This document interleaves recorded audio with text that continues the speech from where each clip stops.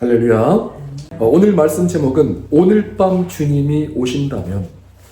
사랑하는 성도 여러분, 성경에는 수많은 예언들과 앞으로 이루어질 일들에 대해서 말씀하고 있는데 우리가 꼭 기억해야 될 말씀이 있어요. 꼭 명심해야 되는 것. 그것이 무엇이냐? 우리 주 예수님께서 이 땅에 다시 오신다는 거예요. 예수님의 재림이라고요. 그래서 요한계시록 19장에 예수님께서 어떻게 오시느냐? 우리 백마 탄 왕자님 아시죠? 예수님께서 요한계시록 19장에 백마를 타고 내려오세요. 그리고 하나님 그 하늘의 군대들과 함께 백마를 타고 흰색 옷을 입고 이 땅에 내려오시는데 예수님께서 재림하실 때 이 땅에서는 어떤 일이 일어나냐? 하나님의 심판이 이루어지는 거예요.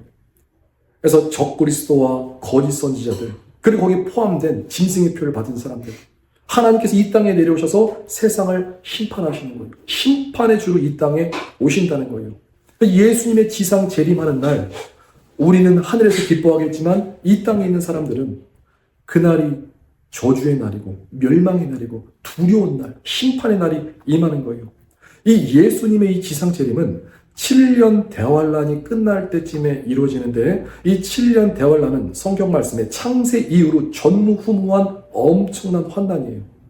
이 7년 대환란이 무서운 것 중에 하나가 이 요한계시록에는 일곱째 인, 일곱째 나팔, 일곱째 대적. 그래서 여러 가지 자연 재해도 무섭지만 더 무서운 거는 전 세계가 이제 하나로 전 세계 단일 정부가 돼서 그러니까 New World Order, 또 신세계 질서라고 들어보셨죠? 그러니까 전 세계가 단일 정부가, 그러니까 짐승 정부가 출현해서 온 인류를 지배하고 조정하고 통치하면서 짐승의 표를 받게 하는 거예요.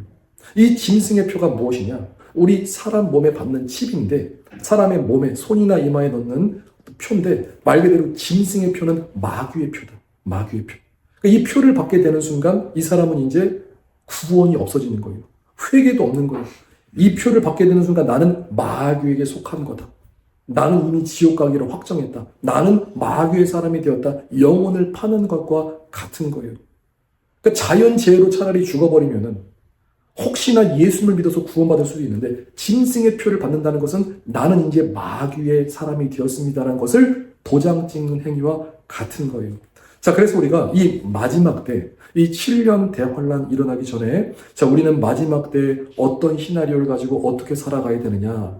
자, 마지막 때는 세 가지 선택권이 있는데 자, 첫 번째는 지금 말씀드린 거 짐승의 표를 받고 그러니까 마귀에게 영혼을 팔고 지옥에 가는 거예요. 그러니까 적그리스도의 통제 시스템 안에서 저들이 주는 그때는 이제 생체칩으로 전자칩으로부터 시작해서 처음에는 생체칩 전자칩을 이제 손이나 이마에다가 새겨 넣겠죠. 근데 그 다음에는 정말로 인두로 도장을 찍듯이 이 짐승의 표를 이마나 손등에다가 박아버려요. 그게 계시록 13장에서 말씀하시는 짐승의 표라는 거예요. 그러니까 짐승의 표를 받으면은 회개가 없는 거예요. 그때는 끝난 거예요. 그때는 완전히 지옥 가기로 확정한 거예요. 그래서 마지막 때 세 가지 시나리오. 짐승의 표를 받던지 두 번째는 짐승의 표를 안 받으려면 어떻게 되죠? 도망 다녀야 되죠. 근데 도망 다녀봤자 그때는 드론이라든지 위성이 있기 때문에 피할 데가 없는 거예요. 다 잡혀가든지 그죠? 아니면 순교를 각오해야 되는 거예요. 순교.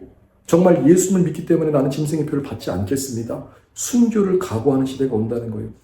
그런데 하나님께서 우리 자비로우신 하나님께서 이 마지막 때에 남아서 이 7년 대환란이라는 그 어려움을 겪는 것, 그 고난과 이 고난의 풀무 속에서 하나님의 자녀들이 고통받는 것이 하나님의 뜻이 아니기 때문에 오늘 우리에게 공중휴거를 준비하신 거예요. 그러니까 그 땅에 남겨지지 말고 살아있는 상태로 성경에서 에녹과 엘리야처럼 공중으로 들려 올라가는 것. 공중휴거를 주님께서 준비해 주신 거예요. 그래서 세 가지 요약하자면 이 땅에 남아서 짐승의 표 받아서 지옥 가든지 아니면 이 땅에 남겨가지고 순교를 하든지. 근데 우리의 최고의 선택권은 뭐예요? 공중휴거돼서 공중에서 우리 주님을 만나야 될 줄 믿습니다. 네. 자, 여기서 이 강림과 재림에 대해서 모르시는 분들이 있기 때문에 잠시 말씀드립니다. 어떤 분들은 강림과 재림을 하나라고 말씀하시는 분들이 있는데 아니죠. 자, 이 시나리오를 보면은 7년 대환란 마지막에 누가 오신다고 그랬죠? 예수님께서 오신다. 이것을 재림이라고 해요. 재림. 예수님께서 오실 때 뭐 타고 오신다고 그랬어요? 버스 타고 오시나요? 구름 타고 오시나요? 아니요, 백마 타고 오세요.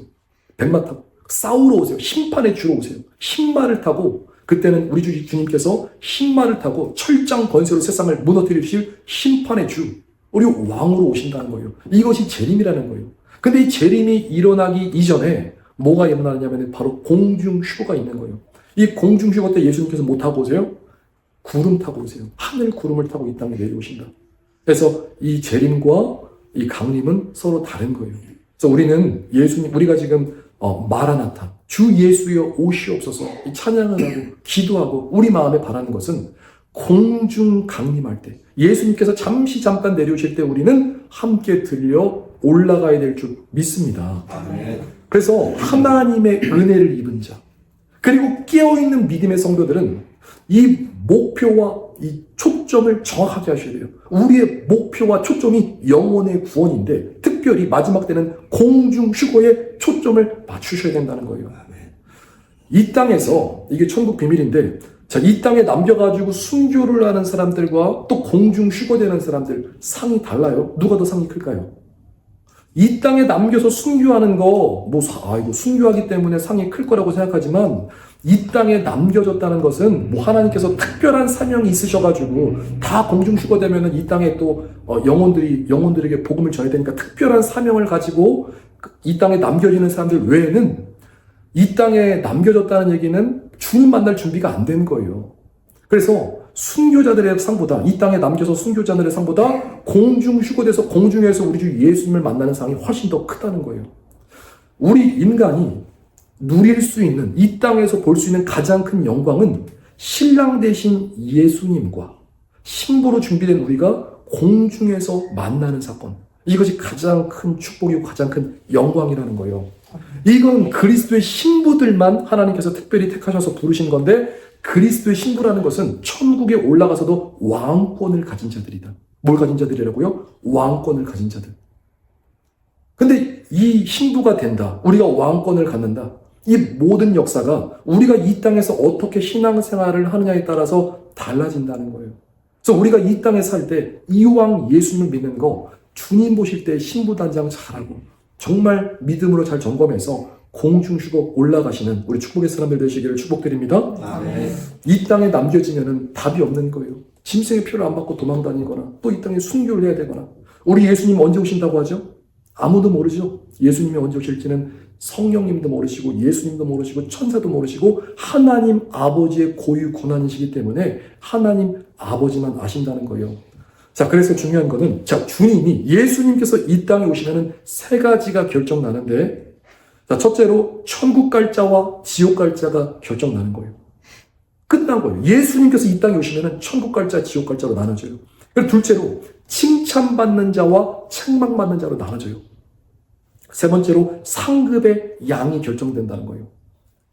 그래서 우리의 그리스도의 목표는 반드시 주님 앞에 영혼 구원을 이루어야 되고 또 칭찬받아야 되고 또 우리의 상이 많아야 될 줄 믿습니다. 이 시대의 문제는 재림 신앙을 잃어버렸기 때문에 주님이 이 땅에 오신다는 약속을 외써 애면하고 있어요. 외면하고 있어요.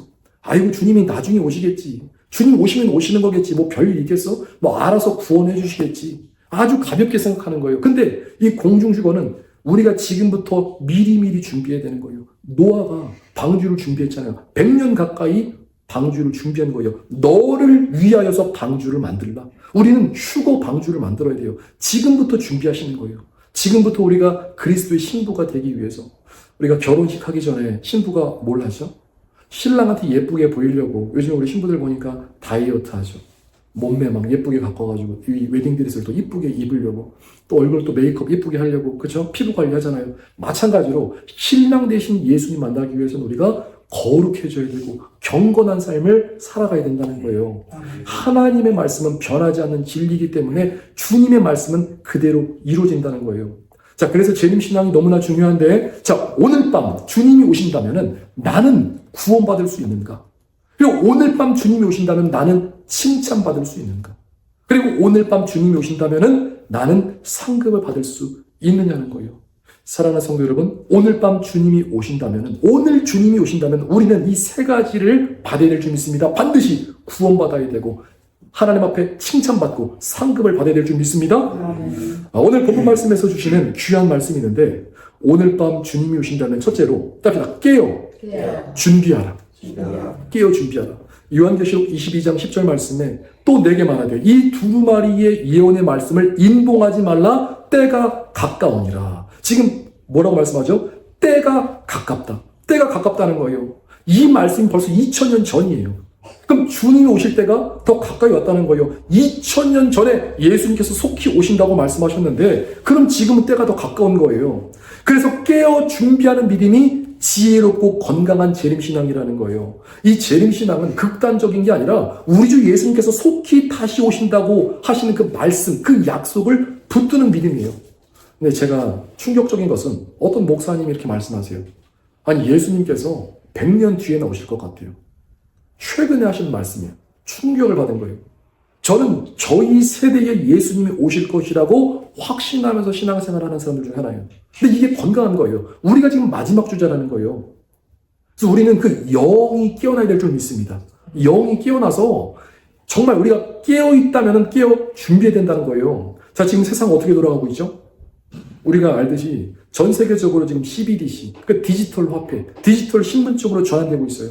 그 모든 시스템이 디지털로 변환되면서 이제 인간과 기계를 하나로 결합하려는 그런 시도들이 계속해서 시도되고 있는 거예요. 전자화폐라고 하니까, 뭐 디지털 아이디라고 하니까 굉장히 편리하죠. 신기술이라고 하죠. 근데 결국에는 통제사회가 이루어질 수 있다고 전문가들이 계속 경고하고 있어요. 사람들은 유토피아를 꿈꾸는데 그 목적은 디스토피아가 될 위험성이 크다고 전문가들이 경고한다는 거예요. 우리나라 같은 경우는 이 전자개표기를 통해서 부정선거가 가능하다고, 이 부정선거의 정황이 가득하잖아요. 전자개표기로 숫자를 조작할 수 있는 거예요. 그런 원리로 이 디지털 화폐가 진행되면은 우리가 사용된 내용들이 일일이 다 기록되고 이제 중앙은행의 통제를 받게 되는 거예요. 그러면 집권자들, 저들의 통제에 순순히 따르지 않거나 블랙리스트가 되면은 계좌가 동결되거나 간섭되고 통제당할 수 있는 거예요. 근데 이런 일들이 이미 중국에서 일부 도시에서 실제로 일어나고 있고 중국이 하나의 샘플이고 모델이라는 거예요. 그리고 전 세계가 마치 약속이라고 한 것처럼 디지털 화폐를 상용하려는 움직임이 있다는 거죠. 그리고 그 뒤에는 누가 있어요? 적그리스도 세력이 있다는 거예요. 뭐 프리메이슨, 일루미나티 들어보셨잖아요. 이들이 예전에는 음모론이라고 얘기했는데 지금은 세상에 공공연하게 드러나서 자신들의 정체를 드러내고 있어도 사람들은 관심이 없어요. 왜냐하면 우리가 지금 살고 있는 세상은 기본 상식과 정의가 무너진 세상이에요. 성적 도덕도 무너졌잖아요. 가정도 무너지고 있잖아요. 우리의 삶의 어떤 기본이 무너지고 있는 세상. 그래서 우리 그리스도인들은 시대를 읽을 수 있어야 되는데 지금이 어떤 시대냐? 이 과거에는 절대 진리를 부정하던 포스트 모더니즘 시대. 지금 시대는 메타 모더니즘 시대라고 해요. 불안정한 세상 속에서도 의미와 진정성을 찾으려는 노력을 강조하는 흐름. 좀 말이 어렵죠? 그러니까 현실을 인정하면서도 희망을 버리지 않는 태도. 이건 메타 모더니즘. 자, 예를 들어서 지금 지구가 불타고 있는데 나는 커피를 마신다. 그러니까 지구가 불타고 있는 상황은 굉장히 좀 어려운 상황이고 힘든 상황인데 그 안에서 희망을 찾기 위해서, 의미를 찾기 위해서 나는 커피를 마신다. 이런 이미지. 나 이번에 시험 진짜 망했어. 나 진짜 이번에 시험 망쳤어. 근데 내가 천재가 아닌 걸 깨달았나 봐. 시험은 망했는데 거기서 뭔가 의미와 진정성을 깨닫는 거. 이런 것들. 그러니까 복합적인 감정과 이 모순적인 상황을 그대로 인정하면서도 그 안에서 의미를 찾으려는 이런 시도들. 이걸 메타 모더니즘이라고 해요. 자, 이 영적으로 해석하면 이런 거예요. 세상은 점점 더 어두워지는 거예요. 세상은 더 패역해지고 더 악해지고 있죠. 사람들은 이 죄악의 굴레 속에서 살아가는데 마지막 최후의 발악을 하듯이 나름대로의 위로, 나름대로의 어떤 안식과 희망을 찾기 위해서 애쓴다는 거예요. 근데 사람은 누구나 이 희망과 소망을 찾기 위해서 애쓰지만 헛된 소망, 세상의 헛된 것들을 붙들어봤자 의미가 없다는 거예요. 이 메타라는 문양이 팔자시죠, 숫자. 숫자 팔자를 옆으로 뉘으면은, 그쵸. 이게 메타의 어떤 모습이거든요. 영적으로 상징하는 바가 세상 사람들이 이 죄악의 굴레에서 마지막 최후의 발악을 하면서 사는 때가 바로 지금이라는 거예요. 사람들이 힘써 진리를 발견하고자 하나 하나님의 말씀, 진리의 말씀을 듣기 어려운 때가 지금 이 시대라는 거예요. 그래서 우리는 이 마지막 때에 깨어 있어야 된다는 거예요. 우리 영이 깨어나야 된다는 거예요. 영이 깨어난다는 것은 마지막이 된다. 어둠이 왔다. 그럼 우리는 빛이 되신 예수님, 속히 다시 오실 그 예수님을 깨어서 주님 맞을 준비를 해야 된다는 거예요. 그래서 오늘 밤 주님이 오신다면은 깨어 준비하라. 깨어서 준비하라. 여기는 두 가지가 합쳐진 내용이에요. 깨어서 준비하라. 깨어있기만 하지 말고 깨어서 주님 맞을 준비를 해야 된다는 거예요. 근데 사실 정말로 깨어난 사람들은, 진짜 깨어난 사람들은요, 주님 맞을 준비를 하는 사람들이에요. 그럼 깨어있지 않은 사람들은 어떤 사람들일까? 어떤 상태일까? 우리가 잠에서 깨어나지 않으면 어떻게 되죠? 잠들어 있는 상태잖아요. 깨어있지 않으면 잠들어 있는 상태. 영이 잠들어 있다. 자, 영적 감각이 무감각한 상태인 거예요. 그러니까 내가 지금 구원 받았는지 구원 받았지 않았는지, 내가 지금 예수님 안에 있는지 예수님 밖에 있는지, 내가 아버지 하나님의 뜻대로 살아가는지 뜻대로 살지 않는지, 내가 넓은 길 가는지 좁은 길 가는지, 마귀의 편에 섰는지 하나님의 편에 섰는지 잘 몰라요. 자신의 영적 상태를 모르는 상태가 바로 영적으로 잠든 상태예요. 잠든 사람은 모르는 거예요. 자기가 어떤 상태인지. 이게 사실 엄청나게 큰 문제인데, 자신의 영적 상태를 모른다는 것이 마지막 때 가장 큰 문제라는 거예요. 우리는 예수님 안에 있어야 되는데 자기는 예수님 밖에 있으면서 안에 있다고 착각해요. 믿음 생활은 하나님의 말씀대로, 법대로 하나님의 말씀 순종해야 되는데 그냥 교회만 다니고 예수를 믿는 지식이 있다고 해서 자신은 구원받는 사람이라고 착각해요. 주님께서 말씀하신 거예요. 말이 아니고 행동을 보라. 뭐라고요? 행동을 보라. 말이 아니고 행동을 보라. 예수님 말씀하시잖아요. 열매를 보고 그 나무를 안다고 하잖아요. 우리의 말과 행실이 하나님 보실 때 거룩하고 경건하고 일치해야 된다는 거예요. 우리는 넓은 길 가는 자가 아니라 좁은 길 가는 사람들이에요. 자, 그래서 갈라디아서 6장 7절에 자, 무서운 말씀인데 스스로 속이지 말라. 마지막 때 가장 큰 미혹이 우리가 스스로 속아버리는 거예요. 내가 깨어있다고 착각하는 거예요. 우리가 마지막 때를 아니까? 마지막 때를 알고 있습니까? 주님 오신다는 거 알고 있습니까? 우리가 깨어있는 상태인가요? 그거 아니에요.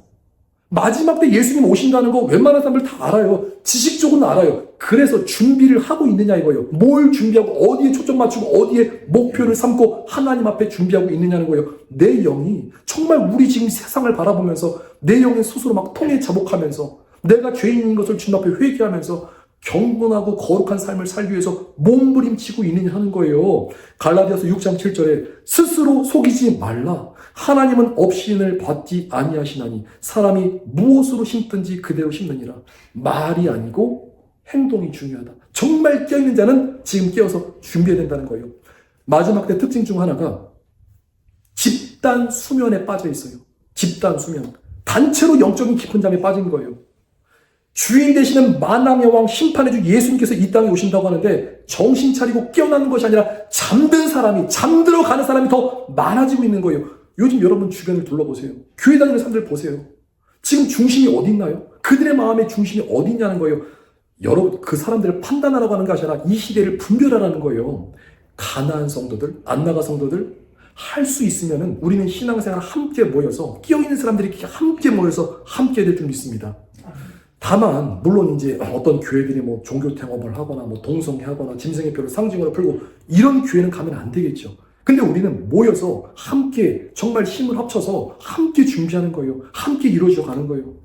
자, 그래서 마지막 때는 정말 정신을 바짝 차려야 되는데 예수님께서도 마태복음 24장 43절에 너희도 아는 바니 만일 집주인이 도둑이 어느 시각에 올 줄 알았더라면 도둑이 언제 오는 줄 알았더라면 깨어 있어서 그 집을 뚫지 못하게 하였으리라.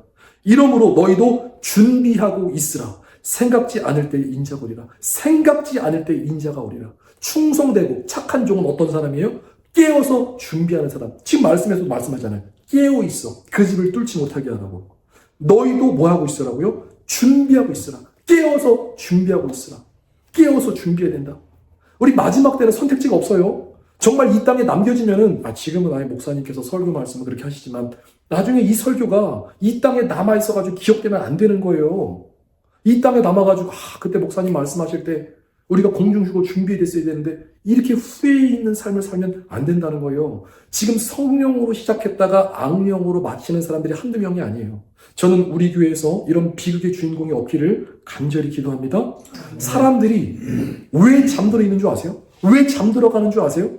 남 탓할 게 없는 거예요. 세상이 악하기 때문에 내가 잠드는 것이 아니라 다 자기 자신의 문제라는 거예요. 기도를 게을르게 하니까 잠드는 거예요. 기도는 영의 호흡이라고 그랬어요. 호흡하지 않으면 어떻게 되죠? 산소가 부족하면 사람이 죽는 거예요. 잠드는 거예요. 주님께서 골로새서 4장 2절에 기도를 계속하고 기도의 감사함으로 깨어있으라. 기도의 감사함으로 깨어있으라. 그리고 데살로니가전서 5장 17절 말씀, 우리가 잘 아는 말씀이죠. 쉬지 말고 기도하라. 안전장치, 하나님께서 우리에게 주신 안전장치, 쉬지 말고 기도하라. 영으로 계속해서 기도하는 거예요.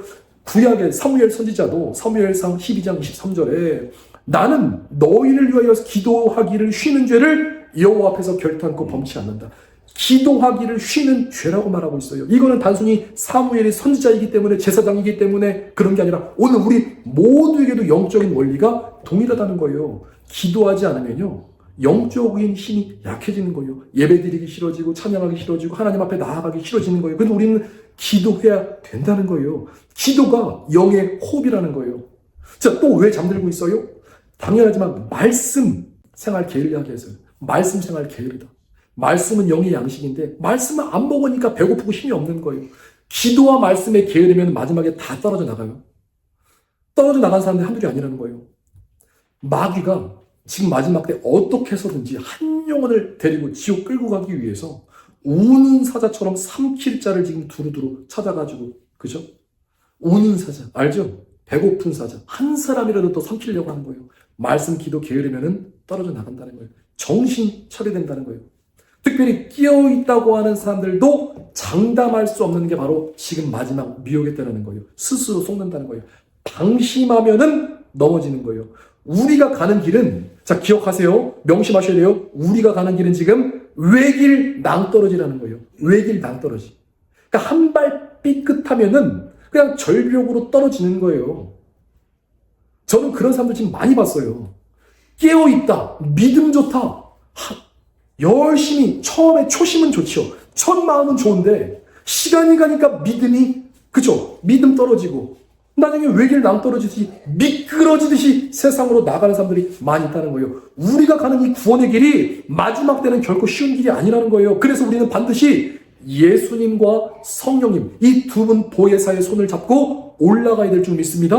네. 예수님의 피의 보혈이 그래서 중요한 거예요. 예수님의 피의 보혈이 우리의 영, 나의 혼, 나의 양심을 깨우는 게 예수님의 피의 보혈이에요. 예수님의 피 보혈, 하나님의 말씀 붙들고 성령님, 오른손에는 예수님, 왼손에는 성령이 붙들고 성화의 길 완주해야 된다는 거예요. 사랑하는 성도 여러분, 하나님께서 여러분들을, 우리들을 성별해서 거룩한 자녀로 마지막 때 불러주셨어요. 우리가 그 은혜를 안다면 우리가 마지막 때 깨어서 준비해야 될 줄 믿습니다. 아멘. 특별히 우리가 깨어있기 위해서는 앞으로 되어질 일들에 대해서 잘 알고 있어야 돼요. 사람들이 잠드는 이유 중 하나가 재림신앙에 대해서 무장하지 않아서 그런 거예요. 재림신앙을 무장하지 않았다. 요한계시록을 몰라서 그러는 거예요. 앞으로 되어질 일들을 모르는 거예요. 앞으로 어떤 함정이 있고 어떤 위험이 있고 어떤 일이 일어날지를 모르기 때문에 사람들이 재림신앙으로 준비되지 않았기 때문에 주님 오심을 맞이하지 않는 거예요. 지금 말씀에서도 또 내게 말하되 이 두루마리의 예언의 말씀을 인봉하지 말라. 이 두루마리 예언의 말씀은 요한계시록을 말씀하는 거죠. 그러니까 요한계시록의 말씀을 닫지 말고 인봉하지 말고 열어두라는 거예요. 우리는 요한계시록까지 성경 말씀을 다 알아야 돼요. 주님은 요한계시록까지 알길 원하시는 거예요. 신앙에는 균형이 필요해요. 말씀에도 균형이 필요한 거예요. 우리가 구약은 아는데 신약은 몰라요. 어떤 사람은 또 신약은 아는데 구약은 몰라요. 그럼 성경을 다 안다고 할 수 없는 거예요. 성경을 안다는 것은 창세기부터 요한계시록까지 전체를 다 알고 있어야 그래도 안다고 할 수 있는 거예요. 물론 제가 말씀드리는 건 뭐 성경 뭐 구석구석 자세까지는 다 알지 못할 수 있죠. 다 아시는 분은 우리 주님밖에 없으시죠. 그러나 말씀드리고 싶은 거는 전반적인 키워드와 전체적인 맥락과 흐름, 그 중요한 성경에 이르는 맥은 우리가 알고 있어야 된다는 거예요. 자, 우리가 그림을 그리는데 여러분 혹시 사자 아시죠? 사자. 도화지 사자를 그리는데 얼굴은 사자예요. 근데 몸통은 개구리, 얼굴은 사자인데 몸통은 물고기예요.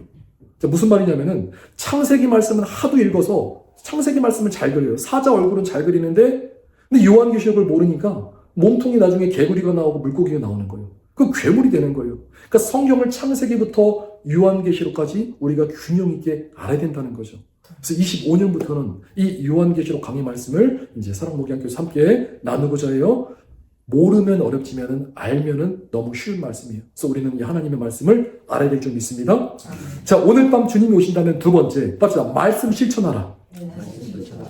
말씀 실천하라. 후회 없는 삶을 살아야 된다는 거예요. 요한계시록 22장 12절에 보라, 내가 속히 오리니. 자, 여기서도 말씀하시죠. 내가 속히 오리니 내가 줄 상이 너에게 있어. 주님은 상 주시고 싶어 하세요. 각 사람에게 그가 행한 대로 갚아주리라.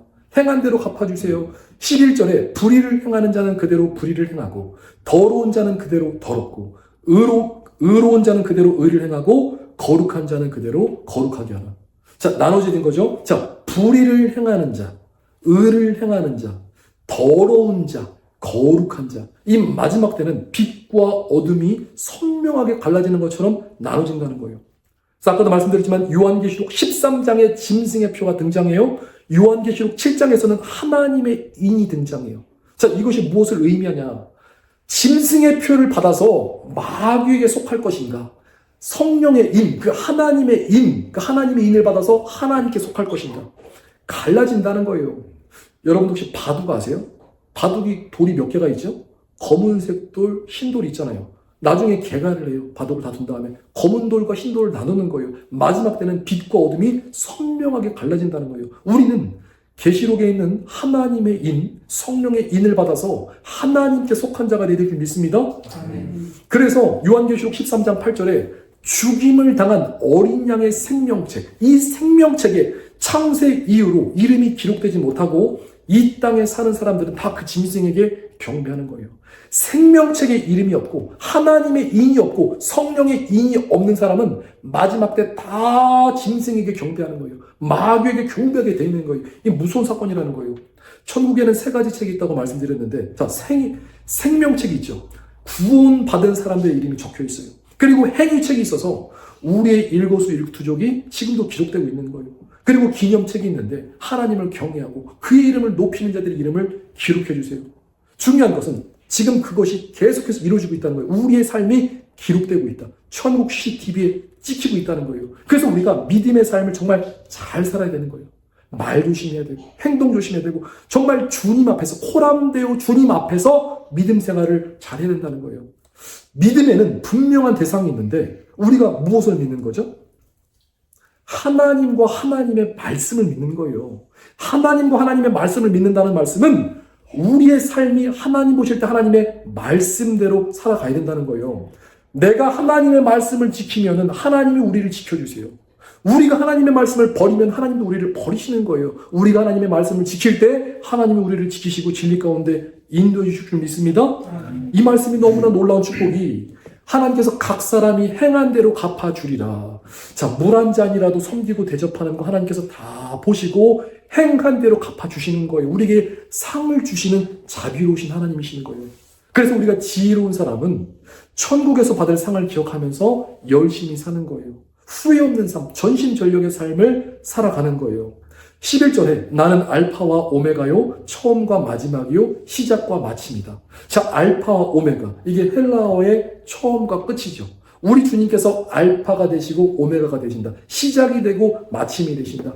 창세기 1장 3절에 하나님께서 빛으로 시작하셨죠. 빛이 있으라. 하나님이 빛이 있으라 하시니 빛이 있었고, 자, 빛으로 시작해서 말씀으로 시작해서 말씀으로 끝나는 거예요.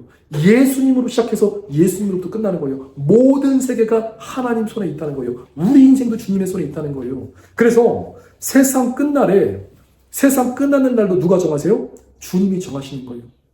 우리가 운동할 때 심판이 휘슬을 휘리릭 불어요. 심판이 휘슬을 불면은 그때는 선수들이 더 열심히 뛰고 싶어도 제가 아직 체력이 남았는데요.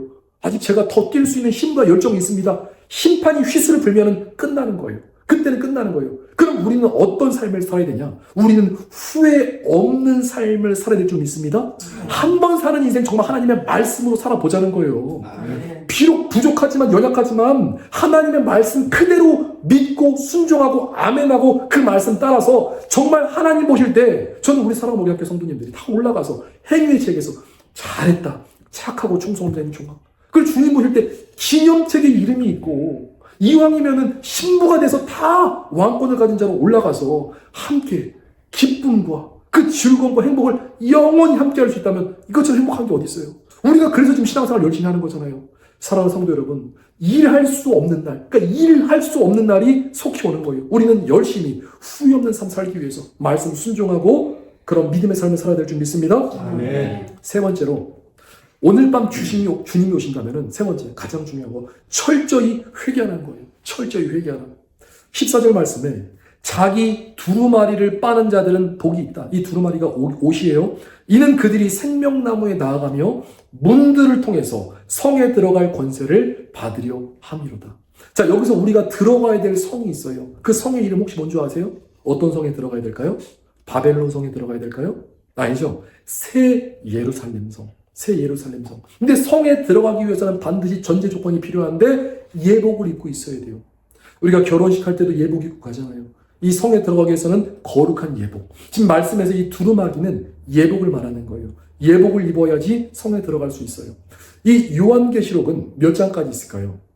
22장까지 있어요. 근데 21장과 22장에는 그러니까 21장부터 새 하늘과 새 땅이 열려요. 그러니까 영원한 천국이 열리면서 새 예루살렘 성이 하늘로부터 내려오는데 우리가 들어갈 목적지, 우리가 들어갈 성의 이름이 새 예루살렘 성이라는 거예요. 자, 그럼 새 예루살렘 성은 어떻게 생겼을까요? 자, 사람들이 천국의 모습을 모른다고 하는데 주님께서는 천국의 모습을 상세하게 다 기록해 놓으셨어요. 주사위 아시죠? 정사각형 모양. 정사각형 모양이 바로 새 예루살렘 성이에요. 아이고, 그럼 별로 안 이쁘겠다. 이게 아니라 어마어마한 아름다움과 영광이 있는 이 정사각형 주사위 모양의 새 예루살렘 성. 자, 크기가 어떻게 되냐면은, 크기가 계시록 21장 16절에, 자, 그 성은 네모가 반듯하여 길이와 너비가 같은지라. 갈대자로 그 성을 측량하니 12,000 스타디온이다. 자, 그래서 1 스타디온은 185m. 185m인데 12,000 스타디온이다. 그냥 계산해드리면은 2220km. 2220. 2220km. 그러니까 한쪽 길이가 2220km. 그래서 길이와 너비와 높이가 2220km. 사이즈가 어느 정도냐면요. 이 호주 땅덩어리의 한 3분의 2 정도 크기. 근데 중요한 건 이제 이게 높이가 또 2220km니까 그 사이즈가, 크기가 엄청나게 큰 거죠. 이 새 예루살렘 성에는 문이 12개가 있어요. 이 사면에 동서남북으로 3개씩, 4개 해가지고 12개 문이 있고, 이 예루살렘 성에는 어둠이 없어요. 어린 양이신 주님께서 빛이 되기 때문에 어둠이 없고, 문이 항상 열려 있어요. 근데 여기는 누가 들어가느냐? 계시록 21장 26절에 아주 중요한 말씀인데, 사람들이 만국의 영광과 존귀를 가지고 그리로 들어가겠고, 만국의 영광.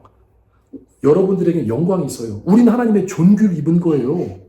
그래서 해의 영광, 달의 영광, 별의 영광, 별 중에 별의 영광이 있는데 영광을 가지고 그 문에 들락날락 한다는 거예요. 그냥 성에 들어간다는 거예요. 우리는 그런 자가 되어야 되죠. 그리고 생명책의 이름이 기록된 자들만 들어간다는 거예요. 그래서 무엇이든지 속되거나 가증한 일 또 거짓말하는 자는 결코 그리로 들어가지 못한다. 자, 그래서 우리가 이 생명나무가 있는 새 예루살렘 성에 들어가기 위해서는 이 거룩한 두루마리, 이 옷을 입어야 되는데, 성경에서 이 옷을 입는다는 것은 어떻게 하면 우리가 옷을 입을 수 있을까요?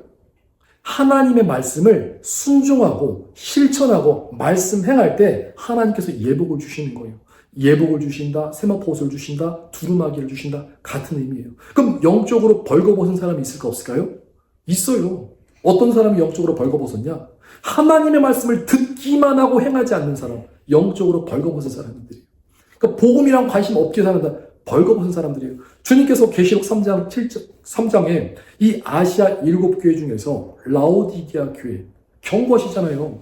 계시록 3장 18절에 흰 옷을 사서 입어서 벌거벗은 수치를 보이지 않게 하라. 흰 옷을 사서 입으래요. 너 지금 벌거벗었어. 너 지금 뻘거벗고 있어. 부끄러운 거야. 수치를 가려라. 옷을 사서 입고 안약을 사서 안약 사가지고 눈에 좀 발라서 보게 하라는 거예요. 머리로는 아는데 순종하지 않는 믿음. 듣는 말씀을 들어가지고 아주 잘 아는데 행하지 않는 믿음. 다 벌거벗은 믿음이라는 거예요.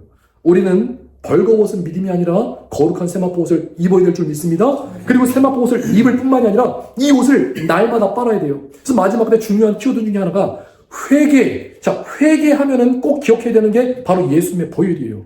예수님의 피 뿌리라는 거예요. 예수님의 피가 중요하다는 거예요. 예수님의 피로 거룩한 세마포 옷을 깨끗하게 빨라는 거예요. 예수님의 피를 뿌려야 된다는 거예요. 그리고 이 회개는 열심히 하는 것도 중요한데 철저하게 회개될 줄 믿습니다.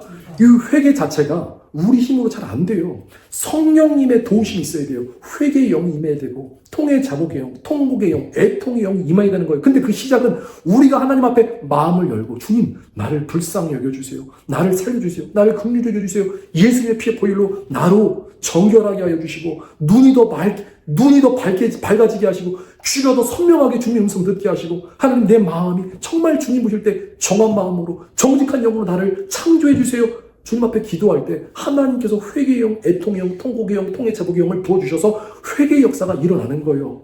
마지막 때는 열심히 회개하셔서 우리가 거룩하고 경건한 모습으로 세워져 가야 된다는 거예요. 어리석은 사람들은 회개를 게을르게 하는 사람들이에요. 회개가 중요한데 아까 말씀드렸지만 자기 자신은 천국 갈 거라고 믿는 거예요. 스스로 속고 있는 거예요. 아니요. 우리는 예수님의 피가 필요한 거예요. 날마다 예수님의 피를 뿌리라는 거예요. 15절 말씀에 개들과, 자, 어떤 사람이 못 들어가요? 개들과 점술가들과 음행하는 자들과 살인자들과 우상숭배자들과 및 거짓말을 좋아하며 지어내는 자는 다 어디 있다고요? 성 밖에 있으리라. 성 밖에 있다. 못 들어간다는 거예요. 자격이 안 된다는 거예요. 여기서 개들은 타락한 자들, 그죠? 더러운 자들, 복음을 왜곡하거나 하나님의 진리 말씀을 훼손하는 자들. 빌립보서 3장 2절에도 개들을 삼가하라. 그리고 행악하는 자들을 삼가하고 몸을 상해하는 일을 삼가하라. 점술가들 아시죠? 주술가, 또 마법사들, 또 그 영적 타락을 조장하는 자들 있잖아요. 우리 크리스찬들이 새해가 되면은 전보로 다니는 이런 미친 사람들이 있는데 이거 마귀 역사예요? 아니 크리스찬들이 새해가 되면 전보로 다녀요. 이게 근데 농담이 아니라 진짜 그래요. 귀신의 역사, 마귀의 역사, 점술가를 따라가는 것, 또 음행하는 자들. 이 시대는 눈으로 보는 모든 것들이 약하기 때문에 음란물들이 너무나 많아서 차라리 눈을 뽑고 장님으로 천국 가는 게 더 쉽다는 거예요. 그리고 살인하는 자들, 형제에게 욕하거나 우리 마음에 누군가에게 또 미워하는 마음, 이런 사람들 천국 못 들어가요. 미움이 있거나 원한이 있으면 못 들어갑니다. 예수님의 피의 보혈로 다 지우셔야 돼요. 또 우상 숭배하는 자들, 우상 숭배 중에서 가장 큰 우상이 우리 자아라고 그랬죠. 그리고 욕심, 이 탐심도 우상 숭배다. 탐심도 우상 숭배다. 거짓말하는 자들, 이런 자들은 다 어디 간다고요? 성 밖에 간다. 자, 그러나 우리는 성 안에 들어가야 될 줄 믿습니다. 우리는 저 천국 새 예루살렘 성을 향해서 나아가는 거예요. 예수님의 피에 보혈 의지하고 성령님 손 붙잡고 주님 앞에 나아가는 거예요. 자, 말씀을 정리합니다. 자, 마지막 때에는 깨어있는 자가 복이 있어요. 깨어있는 자. 그래서 깨어있다는 것은 자, 두 분 보혜사 예수님과 성령님을 온전히 의지해서 오늘이 마지막이 될 수 있는 믿음으로 살아가는 거예요. 오늘이 마지막이 될 수 있다. 그리스도인들에게 내일은 없는 거예요. 우리가 이 삶이 습관이 되고 훈련이 돼야 되는 거예요. 훈련이 되는 거예요. 오늘 주님이 오실 수 있다. 그러니까 오늘 하루하루 깨어서 계속해서 영적인 진보와 성장이 일어나야 된다는 거예요. 오늘 밤 주님이 오신다면 나는 과연 구원받을 수 있는가? 오늘 밤 주님이 오신다면 나는 과연 칭찬을 들을 수 있는가? 그래서 오늘 밤 주님이 오신다면 자, 첫째로 깨어 준비하셔야 될 줄 믿습니다. 잠들지 말고 영이 깨어야 된다. 그리고 오늘 밤 주님이 오신다면 말씀 순종해서 후회 없는 삶을 살자는 거예요. 그리고 정말 철저히 회개해서 거룩하고 경건한 모습으로 주님 나라 올라가야 된다는 거예요. 99개를 잘해도 한 가지 회개하지 않는 죄 때문에 지옥 가는 사람들이 지금도 수두룩하게 많다는 거예요. 마지막 때 이 회개는 필수. 그 누구도 나 대신에 회개를 대신 해줄 수가 없다는 거예요. 우리는 열심히 회개해서 거룩하고 경건한 모습으로 주님 나라 올라가야 될 줄 믿습니다. 자, 사랑하는 성도 여러분, 우리는 지금 가장 짙고 어둠의 터널을 통과하고 있어요. 지금이 바로 마지막의 마지막 때라는 거예요. 그래서 이 복음이 여러분들의 귀, 여러분들의 영혼에 들리거든 여러분들은 복 있는 사람들이에요. 목표와 초점이 명확하게 되는데 우리의 목표와 초점은 영혼의 구원이다. 그리고 공중휴거를 우선해서 우리는 반드시 공중에서 우리 신랑 되신 예수님을 만나리라. 주님, 나도 그 영광에 참여하게 하여 주옵소서. 오늘 밤 주님이 오신다면 나도 공중에 들려 올라가서 공중에서 우리 예수님, 내 사랑하는 주님을 뵙게 주옵소서. 이렇게 이기는 자, 축복의 사람, 하나님의 은혜를 입은 자 되시기를 예수님의 이름으로 축복드립니다. 아멘. 이 시간을 주님